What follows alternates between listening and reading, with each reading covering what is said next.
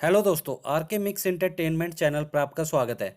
दोस्तों, अक्सर किसी मॉल या शॉप में आपने शॉपिंग करते वक्त प्राइस टैग पर 399, 499, 599, 699 ऐसे रुपए आदि लिखा देखा होगा। यानी 1 रुपये कम होता है हर प्राइस टैग में। ऐसा क्यों होता है? आखिर ऐसा क्यों किया जाता है? क्यों जो सेलर होता है 1 रुपया कम करके प्राइस टैग लगाते हैं? इससे उनको कैसे और क्या फ़ायदा होता है? 299 रुपये वाले सामान को 300 रुपये का भी तो कर सकते थे। इससे राउंड फिगर भी हो जाती और पैसे वापस करने की ज़रूरत भी नहीं होती।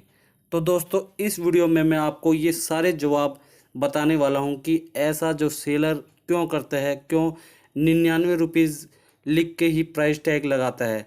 मगर दोस्तों, आगे बढ़ने से पहले यदि आप मेरे चैनल पर नए हैं तो सब्सक्राइब बटन को दबाकर मेरे चैनल को सब्सक्राइब करें और न्यू नोटिफिकेशंस के लिए बेल आइकन पर क्लिक करें ताकि आपको ऐसी ही वीडियोस टाइम टू टाइम और सबसे पहले मिल सके। तो चलिए दोस्तों, स्टार्ट करते हैं। दोस्तों, इस बात को नज़रअंदाज नहीं किया जा सकता कि 1 रुपये कम करके लिखने से विक्रेता को बहुत फ़ायदा होता है, परंतु कैसे? इसके पीछे दो कारण हैं। दोस्तों, पहला कारण है फ्रीड हार्डमैन यूनिवर्सिटी हेंडरसन के मार्केटिंग के एक सहयोगी प्रोफेसर ली ई हिवेट के अनुसार 1 रुपये कम करना एक साइकोलॉजिकल मार्केट स्ट्रेटजी होती है। यानी मनोवैज्ञानिक तरीके से ग्राहक को उस सामान को खरीदने के लिए तैयार करना। जैसे किसी मॉल में शॉपिंग करते वक्त एक सूट पसंद आ जाता है और उस पर प्राइस टैग होता है 799 रुपये का। क्या आपने कभी ध्यान दिया है कि जब हम किसी नंबर को पढ़ते हैं तो लेफ़्ट से राइट करते हैं ताकि उस नंबर की रेंज पता चल सके। इसको और अच्छे से समझने की कोशिश करते हैं। मान लीजिए किसी ने बताया कि उसका एसी 24,490 रुपये का आया था, तो हमारा माइंड या दिमाग सेट होता है कि एसी 24,000 रुपये का आया है, क्योंकि हमने लेफ़्ट वाली फिगर पर ध्यान दिया। बाकी 499 रुपये को हम 24,000 कुछ रुपये मानकर छोड़ देते हैं।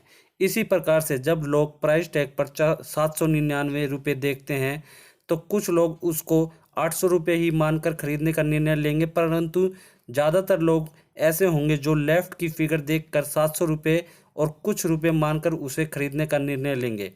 बस विक्रेताओं को ऐसे ही लोगों का इंतज़ार रहता है।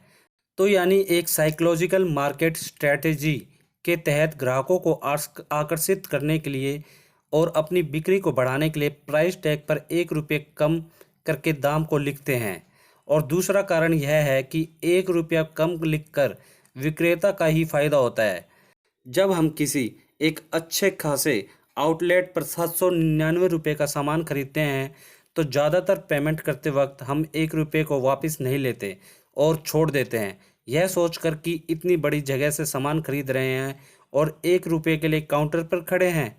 इसलिए हम काउंटर वाले व्यक्ति को बोल देते हैं कि रख लो भैया, और कभी कभी काउंटर वाला व्यक्ति 1 रुपये की जगह कोई मामूली सी टॉफ़ी दे देता है। क्या आप जानते हैं ऐसा करने में भी विक्रेता का ही फायदा है? ऐसे 100 टॉफ़ी का पैकेट मात्र 25 या 30 रुपये में आ जाता है और इस तरह से उनकी 25 या 30 रुपये की टॉफ़ी 100 रुपये में बिक जाती है। इस तरह से भी उनका फ़ायदा ही होता है। कभी कभी हम टॉफ़ी देख कर लेते भी नहीं हैं कि ये टॉफ़ी हमें अच्छी नहीं है या ये हमारी पसंद की नहीं है, तो उसको हम वहीं छोड़ देते हैं। इस तरह से भी उनका फ़ायदा ही होता है, क्योंकि वो सीधा जो 1 रुपया है उनकी जेब में गया। मान लीजिए किसी कंपनी के भारत में 150 रिटेल आउटलेट हैं और हर आउटलेट पर औसत 100 कस्टमर 1 रुपया वापस नहीं लेते, तो 365 दिनों में 150 गुणा 100 गुणा 365 इस इक्वल टू 54,75,000 रुपये, यानी कि 54 लाख रुपये से भी कहीं ज़्यादा।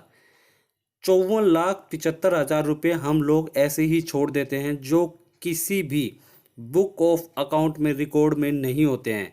मतलब ये एक प्रकार की ब्लैक मनी है, क्योंकि इस मनी की किसी भी बिल में कोई एंट्री नहीं होती है। इसलिए फ़ायदा हर तरह से सेलर को ही जाता है। तो दोस्तों, मैं आपसे कहता हूँ कि आगे से कभी भी कहीं से भी कुछ ऐसा सामान ले तो 1 रुपया वापस ज़रूर ले, ये आपका हक है। दोस्तों, आजकल ई कॉमर्स वेबसाइट पर भी सामान बिकने लगा है, मगर उस पर केवल पहला कारण ही काम आता है यानी मनोवैज्ञानिक वाला कारण, क्योंकि ऑनलाइन शॉपिंग करते वक्त हम ज़्यादातर पेमेंट डेबिट या क्रेडिट कार्ड, इंटरनेट बैंकिंग के द्वारा ही करते हैं और उतना ही करते हैं जितना प्राइस टैग पर लिखा होता है। इसलिए कह सकते हैं कि ई कॉमर्स से शॉपिंग करने से ब्लैक मनी नहीं बनती है। उपरोक्त कारणों से आप समझ गए होंगे कि क्यों सामान या वस्तु की कीमत को 1 रुपये कम करके लिखा जाता है, या वस्तुओं की कीमतें 99, 299, 399, 999 इस तरह से क्यों लिखी जाती है। तो दोस्तों, उम्मीद करता हूँ आपको वीडियो अच्छी लगी होगी। अगर आपको वीडियो अच्छी लगी तो इसे लाइक करें, सारे फ्रेंड्स रिलेटिव में इसे शेयर करें ताकि उनको भी ये यूज़फुल जानकारी मिल सके। और दोस्तों, कमेंट बॉक्स में आपकी क्या राय है, क्या हमें 1 रुपया छोड़ना चाहिए या लेना चाहिए, या किस तरीके से इस ब्लैक मनी को रोका जा सकता है। ये एक तरीके की बहुत हाई फाई ब्लैक मनी है दोस्तों, और आपके जो भी पॉइंट ऑफ व्यू हैं इससे रिलेटेड आप कमेंट बॉक्स में हमें लिखकर बता सकते हैं। और दोस्तों, इसी के साथ यदि आप मेरे चैनल पर नए हैं तो सब्सक्राइब बटन को दबाकर मेरे चैनल को सब्सक्राइब करें और न्यू नोटिफिकेशंस के लिए बेल आइकन पर क्लिक करें ताकि आपको ऐसी ही वीडियोस टाइम टू टाइम और सबसे पहले मिल सके। धन्यवाद दोस्तों, जय हिंद।